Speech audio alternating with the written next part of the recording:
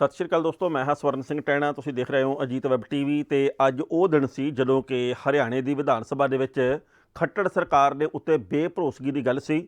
ਖੱਟੜ ਸਰਕਾਰ ਨੇ ਆਪਣਾ ਬਹੁਮਤ ਜਿਹੜਾ ਉਹ ਸਾਬਤ ਕਰਨਾ ਸੀ ਕਿ ਸਾਡੇ ਹੱਕ ਦੇ ਵਿੱਚ ਕਿੰਨੇ ਵਿਧਾਇਕ ਖੜੇ ਆ। ਪਿਛਲੇ ਕਈ ਦਿਨਾਂ ਤੋਂ ਲਗਾਤਾਰ ਇਸ ਗੱਲ ਦੀ ਚਰਚਾ ਚੱਲ ਰਹੀ ਸੀ ਕਿ ਖੱਟੜ ਸਰਕਾਰ ਡਿੱਗੀ ਕਿ ਡਿੱਗੀ ਕਿ ਡਿੱਗੀ, ਪਰ ਅੱਜ ਇੱਦਾਂ ਹੋਇਆ ਨਹੀਂ। ਮੈਂ ਹੈਰਾਨ ਰਹਿ ਗਿਆ। ਸਾਰਾ ਕੁਝ ਜੋ ਉੱਥੇ ਵਿਧਾਨ ਸਭਾ ਦੇ ਵਿੱਚ ਚੱਲ ਰਹੀ ਸੀ ਗੱਲਬਾਤ, ਉਹਨੂੰ ਦੇਖ ਕੇ ਵੈਸੇ ਸਾਰੀਆਂ ਹੀ ਸਿਆਸੀ ਪਾਰਟੀਆਂ ਦੇ ਆਗੂ ਇਹ ਗੱਲ ਕਹਿੰਦੇ ਸੀ ਕਿ ਅਸੀਂ ਕਿਸਾਨਾਂ ਦੇ ਹੱਕ ਦੇ ਵਿੱਚ ਆ, ਕਿਸਾਨਾਂ ਤੋਂ ਅਸੀਂ ਦੂਰ ਬਿਲਕੁਲ ਨਹੀਂ।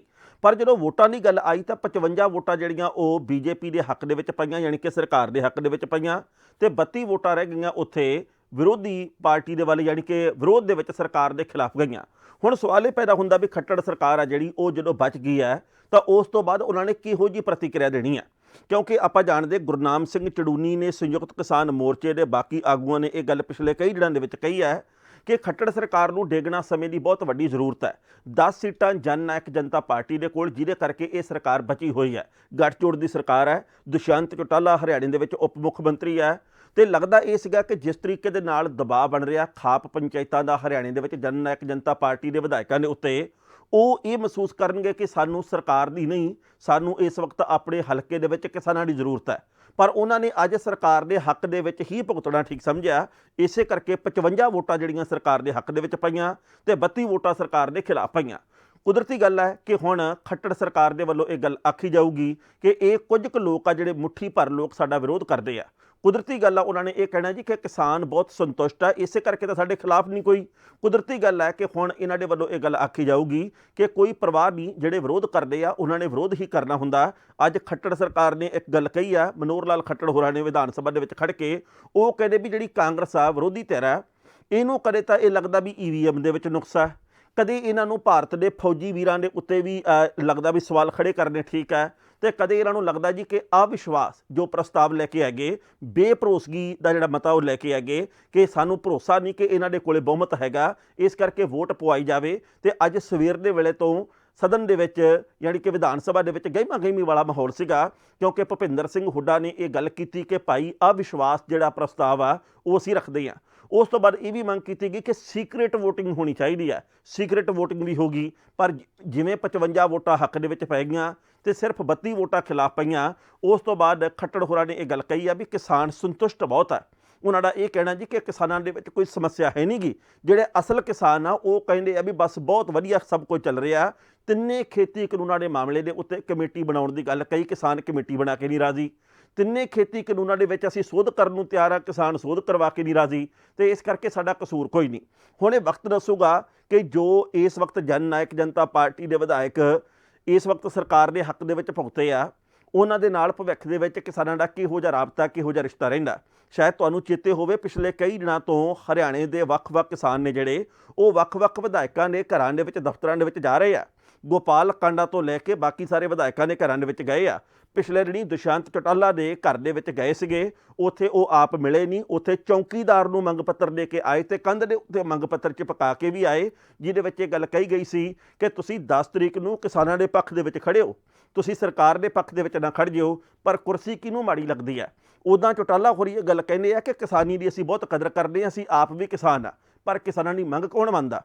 ਸਾਡੇ ਭਾਰਤ ਦੇ ਵਿੱਚ ਜੇਕਰ ਕੋਈ ਇੱਕ ਵਾਰੀ ਸਰਪੰਚ ਬਣ ਜੇ, ਉਹ ਸਾਰੀ ਉਮਰ ਜਿੰਨਾ ਚਿਰ ਜਿਉਂਦਾ ਉਹ ਆਪਣੀ ਗੱਡੀ ਦੇ ਪਿਛਲੇ ਪਾਸੇ ਸਾਬਕਾ ਸਰਪੰਚ ਲਿਖ ਕੇ ਰੱਖਦਾ।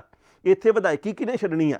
ਸ਼ਾਇਦ ਤੁਹਾਨੂੰ ਚੇਤੇ ਹੋਵੇ ਕੁਝ ਘੰਟੇ ਪਹਿਲਾਂ ਦਵਿੰਦਰ ਬੱਬਲੀ ਹੈ, ਇੱਕ ਜਨ ਨਾਇਕ ਜਨਤਾ ਪਾਰਟੀ ਦੇ ਵਿਧਾਇਕ, ਉਹਨਾਂ ਨੇ ਤਿੱਖੀਆਂ ਗੱਲਾਂ ਕਹੀਆਂ ਸੀ। ਉਹਨਾਂ ਨੇ ਇਹ ਗੱਲ ਕਹੀ ਕਿ ਸਾਡੀ ਪਾਰਟੀ ਨੂੰ BJP ਦਾ ਸਾਥ ਛੱਡ ਦੇਣਾ ਚਾਹੀਦਾ। ਜੇਕਰ ਮੇਰੇ ਹੱਥ ਦੇ ਵਿੱਚ ਪਾਰਟੀ ਦੀ ਕਮਾਨ ਹੁੰਦੀ ਮੈਂ ਤਾਂ ਹੁਣ ਨੂੰ ਬਾਹਰ ਆ ਜਾਂਦਾ। ਉਹਨੇ ਇਹ ਗੱਲ ਕਹੀ ਕਿ ਮੈਂ ਜੇਕਰ ਚਾਹਾਂ ਤਾਂ ਮੇਰੀ ਇੱਛਾ ਜੇਕਰ ਮੈਂ ਮੰਨਾਂ ਤਾਂ ਫਿਰ ਮੈਨੂੰ ਪਰੇ ਹੋ ਜਾਣਾ ਚਾਹੀਦਾ, ਪਰ ਮੇਰੇ ਇਕੱਲੇ ਪਰੇ ਹੋਣ ਦੇ ਨਾਲ ਕਿਹੜਾ ਸਰਕਾਰ ਡਿੱਗ ਪੈਣੀ ਆ। ਉਹਨੇ ਦਵਿੰਦਰ ਬੱਬਲੀ ਨੇ ਇਹ ਵੀ ਗੱਲ ਕਹੀ ਕਿ ਆਉਂਦੇ ਸਮੇਂ ਦੇ ਵਿੱਚ ਸਾਨੂੰ ਇਹ ਲੱਗਦਾ ਵੀ ਜਿਸ ਤਰੀਕੇ ਦਾ ਕਿਸਾਨਾਂ ਵੱਲੋਂ ਵਿਰੋਧ ਕੀਤਾ ਜਾ ਰਿਹਾ, ਸਾਡੇ ਮੋਰਾਂ ਦੇ ਵਿੱਚ ਡਾਂਗਾਂ ਪੈ ਸਕਦੀਆਂ। ਇਸ ਗੱਲ ਦੇ ਕਰਕੇ ਜਦੋਂ ਅੱਜ ਦਵਿੰਦਰ ਬੱਬਲੀ ਨੇ ਬੋਲਣਾ ਚਾਹਿਆ ਵਿਧਾਨ ਸਭਾ ਦੇ ਵਿੱਚ, ਉਹਨੂੰ ਸਪੀਕਰ ਦੇ ਵੱਲੋਂ ਬੋਲਣ ਦਾ ਮੌਕਾ ਨਹੀਂ ਦਿੱਤਾ ਗਿਆ। ਫਿਰ ਉਹਨੇ ਕਿਹਾ ਜੀ ਕਿ ਮੈਂ ਅਸਤੀਫਾ ਦੇ ਦੇਣਾ, ਫਿਰ ਵੀ ਪਰਵਾਹ ਨਹੀਂ ਕੀਤੀ ਗਈ। ਸੋ ਕਹਿਣ ਦਾ ਭਾਵ ਇਹ ਹੈ ਕਿ ਕਿਸਾਨ ਸੰਘਰਸ਼ ਇਸ ਵਕਤ ਅੰਦੋਲਨ ਜਿਹੜਾ ਉਹ ਸਿਖਰ ਦੇ ਉੱਤੇ ਹੈ, ਪਰ ਇਸ ਵਕਤ BJP ਦੇ ਉੱਤੇ ਬਹੁਤਾ ਅਸਰ ਸ਼ਾਇਦ ਇਸ ਕਰਕੇ ਨਹੀਂ ਹੋ ਰਿਹਾ ਕਿਉਂਕਿ ਉਹਨਾਂ ਨੂੰ ਕਿਤੇ ਸੱਤਾ ਡਾਵਾਂਡੋਲ ਦਿਖਾਈ ਦੇ ਨਹੀਂ ਰਹੀ। ਜੇਕਰ ਕਿਸਾਨਾਂ ਦੇ ਵੱਲੋਂ ਜੋ ਸੋਚਿਆ ਜਾ ਰਿਹਾ ਵੀ ਖੱਟੜ ਸਰਕਾਰ ਨੂੰ ਇੱਕ ਵਾਰ ਹਿਲਾਇਆ ਜਾਂਦਾ, ਜਿਵੇਂ ਕਿ ਸੋਚ ਸੀ, ਜਿਵੇਂ ਕਿ ਹੁਣ ਪੱਛਮੀ ਬੰਗਾਲ ਦੇ ਵਿੱਚ ਬੀਜੇਪੀ ਨੂੰ ਮਾਤ ਪਾਉਣ ਦੀ ਕੋਸ਼ਿਸ਼ ਕੀਤੀ ਜਾ ਰਹੀ ਹੈ ਕਿਸਾਨਾਂ ਦੇ ਵੱਲੋਂ। ਇਹ ਕੋਸ਼ਿਸ਼ ਕੀਤੀ ਜਾ ਰਹੀ ਹੈ ਕਿ ਜੇਕਰ ਭਾਜਪਾ ਵੋਟਿੰਗ ਦੇ ਰਾਹੀਂ ਸਮਝਦੀ ਹੈ, ਰਾਜਨੀਤੀ ਦੀ ਭਾਸ਼ਾ ਹੀ ਸਮਝਦੀ ਹੈ, ਤਾਂ ਫਿਰ ਇਹਨਾਂ ਨੂੰ ਵੋਟਾਂ ਦੇ ਵਿੱਚ ਨੁਕਸਾਨ ਪਹੁੰਚਾਇਆ ਜਾਵੇ। ਸੋ ਉਹ ਵਕਤ ਬਿਆਨ ਕਰੂਗਾ ਵੀ ਕਿਸਾਨਾਂ ਦੀ ਕਿਹੜੀ ਗੱਲ ਹੈ ਜਿਹੜੀ ਉਹ ਆਉਂਦੇ ਸਮੇਂ ਦੇ ਵਿੱਚ ਮੰਨਦੀ ਹੈ ਸਰਕਾਰ। ਹਾਲ ਦੀ ਘੜੀ ਕਿਸਾਨਾਂ ਦੇ ਜੋ ਅੰਦੋਲਨ ਦੇ ਉੱਤੇ ਕੋਈ ਸਰਕਾਰ ਦੀ ਮਿਹਰ ਭਰੀ ਨਜ਼ਰ ਨਹੀਂ। ਸਰਕਾਰ ਬਿਲਕੁਲ ਹਾਲ ਦੀ ਘੜੀ ਟਸ ਤੋਂ ਮਸ ਹੋ ਕੇ ਰਾਜ਼ੀ ਨਹੀਂ। 100 ਦਿਨ ਤੋਂ ਉੱਤੇ ਦਾ ਸਮਾਂ ਹੋ ਗਿਆ। ਭਾਰਤ ਦੇ ਵੱਖ-ਵੱਖ ਸੂਬਿਆਂ ਦੇ ਕਿਸਾਨ ਨੇ ਜਿਹੜੇ ਉਹ ਇਸ ਵਕਤ ਬੈਠੇ ਹੋਏ ਆ ਵੱਖ-ਵੱਖ ਬਾਰਡਰਾਂ ਦੇ ਉੱਤੇ, ਉਹਨਾਂ ਦੀ ਕੋਈ ਬਾਤ ਪੁੱਛ ਕੇ ਰਾਜ਼ੀ ਨਹੀਂ। ਅਸੀਂ ਇਹ ਚਾਹੁੰਦੇ ਹਾਂ ਕਿ ਕਿਸਾਨੀ ਮਸਲਾ ਛੇਤੀ ਹੱਲ ਹੋਵੇ, ਕਿਸਾਨ ਜਿੱਤ ਕੇ ਘਰਾਂ ਨੂੰ ਪਰਤਣ। ਪਰ ਕੱਲਾ ਚਾਹੁਣ ਦੇ ਨਾਲ ਕੀ ਹੁੰਦਾ? ਜਿਨ੍ਹਾਂ ਨੂੰ ਕੱਲੀ ਵੋਟ ਪਾਈ ਆ ਉਹ ਤਾਂ ਦੂਜੇ ਪਾਸੇ ਖੜ ਜਾਂਦੇ ਆ। ਲੰਘੇ ਕੱਲ੍ਹ ਚੜੂਨੀ ਹੋਰਾਂ ਦੀ ਇੱਕ ਗੱਲ ਸੀ ਜਿਹੜੀ ਕਿ ਮੈਨੂੰ ਚੰਗੀ ਲੱਗੀ ਨਿੱਜੀ ਤੌਰ ਦੇ ਉੱਤੇ। ਉਹਨਾਂ ਨੇ ਕਿਹਾ ਜੀ ਕਿ ਅੱਜ ਤੱਕ ਕਿਸਾਨਾਂ ਨੇ ਵੱਖ-ਵੱਖ ਉਮੀਦਵਾਰਾਂ ਨੂੰ ਵੋਟਾਂ ਪਾਈਆਂ, ਵਿਧਾਨ ਸਭਾ 'ਚ ਲੋਕ ਸਭਾ ਦੇ ਵਿੱਚ ਪਹੁੰਚਾਇਆ। ਇਹ ਵੇਲਾ ਪਹਿਲੀ ਵਾਰ ਆ ਵੀ ਜਦੋਂ ਅਸੀਂ ਵਿਧਾਨ ਸਭਾ ਦੇ ਮੈਂਬਰਾਂ ਤੋਂ ਵਿਧਾਇਕਾਂ ਦੇ ਕੋਲੋਂ ਇੱਕ ਵੋਟ ਚਾਹੁੰਦੇ ਹਾਂ। ਅਸੀਂ ਚਾਹੁੰਦੇ ਹਾਂ ਕਿ ਐਤਕੀ ਉਹ ਵੀ ਕਿਸਾਨੀ ਨੂੰ ਵੋਟ ਪਾ ਦੇਣ, ਪਰ ਕਿਸਾਨਾਂ ਨੂੰ ਉਹਨਾਂ ਨੇ ਵੋਟ ਨਹੀਂ ਪਾਈ। ਉਹ ਫਿਰ ਵੋਟਾਂ ਲੈਣ ਦੇ ਲਈ ਸਮੇਂ-ਸਮੇਂ ਦੇ ਉੱਤੇ ਵੱਖ-ਵੱਖ ਪਿੰਡਾਂ ਦੇ ਵਿੱਚ ਜਾਣਗੇ। ਜਦੋਂ ਹੁਣ ਜਾਣਗੇ ਵੱਖ-ਵੱਖ ਪਾਰਟੀਆਂ ਦੇ ਵਿਧਾਇਕ ਆਉਂਦੇ ਸਮੇਂ ਦੇ ਵਿੱਚ ਉਮੀਦਵਾਰ ਬਣ ਕੇ ਵੱਖ-ਵੱਖ ਪਿੰਡਾਂ ਦੇ ਵਿੱਚ, ਉਦੋਂ ਕਿਸਾਨਾਂ ਦੇ ਵੱਲੋਂ ਕਿਹੋ ਜਿਹਾ ਉਹਦੇ ਦੇ ਨਾਲ ਰਵੱਈਆ ਅਪਣਾਇਆ ਜਾਂਦਾ, ਕਿਹੋ ਜਿਹਾ ਸਲੂਕ ਕੀਤਾ ਜਾਂਦਾ, ਇਹ ਵਕਤ ਬਿਆਨ ਕਰੂਗਾ। ਪਰ ਅੱਜ ਦੀ ਵੱਡੀ ਖਬਰ ਇਹੀ ਹੈ ਵੀ ਖੱਟੜ ਸਰਕਾਰ ਬਚ ਗਈ ਹੈ। ਉਹਨਾਂ ਦੇ ਹੱਕ ਦੇ ਵਿੱਚ ਵੱਧ ਵੋਟਾਂ ਪਈਆਂ, ਖਿਲਾਫ ਘੱਟ ਵੋਟਾਂ ਪਈਆਂ, ਅਤੇ ਖੱਟੜ ਸਰਕਾਰ ਦੇ ਮੰਤਰੀ ਤੇ ਖੁਦ ਮਨੋਹਰ ਲਾਲ ਖੱਟੜ ਤੇ ਕੇਂਦਰ ਦੀ ਸਰਕਾਰ ਦੇ ਮੰਤਰੀ ਬਾਗੋ ਬਾਗ ਆ ਵੀ ਰੌਲਾ ਰੱਪਾ ਹੀ ਹੁੰਦਾ, ਕੋਈ ਬਾਹਲੀ ਪਰਵਾਹ ਨਹੀਂ ਕਰੀਦੀ। ਜਿਵੇਂ ਵੀ ਹੁਣ ਕੋਈ ਜਾਣਕਾਰੀ ਨਵੀਂ ਆਈ ਅਸੀਂ ਤੁਹਾਡੀ ਕਚਹਿਰੀ ਦੇ ਵਿੱਚ ਪੇਸ਼ ਕਰਾਂਗੇ। ਹੁਣ ਦਿਓ ਆਗਿਆ, ਬਹੁਤ-ਬਹੁਤ ਮਿਹਰਬਾਨੀ। ਦੇਸ਼ ਦੁਨੀਆ ਦੀਆਂ ਤਾਜ਼ਾ ਖਬਰਾਂ ਦੇ ਲਈ ਹੁਣੇ ਪਲੇ ਸਟੋਰ ਤੋਂ ਡਾਊਨਲੋਡ ਕਰੋ ਪੰਜਾਬ ਦੀ ਆਵਾਜ਼ ਅਜੀਤ ਨਿਊਜ਼ ਐਪ। ਹੁਣ ਤੁਹਾਡਾ ਆਪਣਾ ਅਜੀਤ ਹਰ ਸੋਸ਼ਲ ਮੀਡੀਆ ਪਲੇਟਫਾਰਮ ਦੇ ਉੱਤੇ ਉਪਲਬਧ ਹੈ। ਫੇਸਬੁੱਕ ਦੇ ਉੱਤੇ ਹੁਣੇ ਲਾਈਕ ਤੇ ਫੋਲੋ ਕਰੋ ਅਜੀਤ ਦਾ ਅਫੀਸ਼ੀਅਲ ਪੇਜ ਡੇਲੀ ਅਜੀਤ, ਤੇ ਹਾਂ ਨਾਲ ਹੀ ਦੋਸਤਾਂ ਨੂੰ ਪੇਜ ਲਾਈਕ ਕਰਨ ਦੇ ਲਈ ਇਨਵਾਈਟ ਕਰਨਾ ਨਾ ਭੁੱਲਣਾ। ਇੰਨਾ ਹੀ ਨਹੀਂ, ਹਿੰਦੀ ਦੇ ਵਿੱਚ ਖਬਰਾਂ ਵਾਸਤੇ ਲਾਈਕ ਤੇ ਫੋਲੋ ਕਰੋ ਸਾਡਾ ਫੇਸਬੁੱਕ ਪੇਜ ਅਜੀਤ ਸਮਾਚਾਰ ਹਿੰਦੀ। YouTube ਦੇ ਉੱਤੇ ਵੀਡੀਓ ਖਬਰਾਂ ਦੇਖਣ ਦੇ ਲਈ ਹੁਣੇ ਸਬਸਕ੍ਰਾਈਬ ਕਰੋ ਅਜੀਤ ਦਾ official YouTube channel Ajit web TV। ਤੁਹਾਡਾ ਆਪਣਾ ਅਜੀਤ ਹੁਣ ਟਵਿੱਟਰ ਤੇ ਇੰਸਟਾਗ੍ਰਾਮ ਦੇ ਉੱਤੇ ਵੀ ਉਪਲਬਧ ਹੈ। ਟਵਿੱਟਰ ਦੇ ਉੱਤੇ ਖਬਰਾਂ ਦੇ ਲਈ ਫੋਲੋ ਕਰੋ ਡੇਲੀ ਅਜੀਤ, ਤੇ ਇੰਸਟਾਗ੍ਰਾਮ ਦੇ ਉੱਤੇ ਖਬਰਾਂ ਦੇ ਨਾਲ-ਨਾਲ ਵੀਡੀਓ ਦੇਖਣ ਦੇ ਲਈ ਫੋਲੋ ਕਰੋ ਬਲੂ